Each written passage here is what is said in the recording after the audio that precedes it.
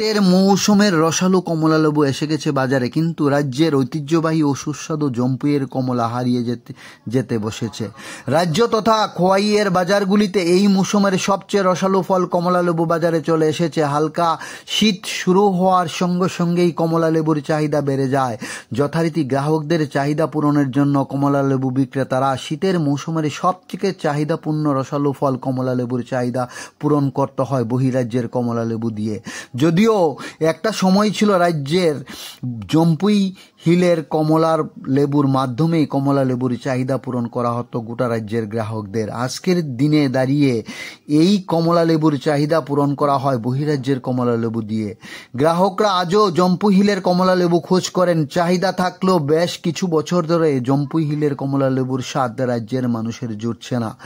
রাজ্যের ঐতিহ্যপূর্ণ এবং সুস্বাদু জম্পুই হিলের কমলা নেই বললেই চলে। যাই হোক, আজকের দিনেও বহিরাজ্যের কমলা লেবু দিয়ে রাজ্যের মানুষের শীতের মৌসুমের কমলা লেবুর চাহিদা পরিপূর্ণ করা হয়।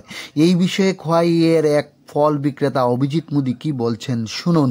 খোয়াই টাইমস বাংলা নিজস্ব প্রতিনিধির প্রতিবেদন। বাজারে চাহিদা আছে, কিন্তু জম্পুই কমলা এখন পাওয়া যায় না।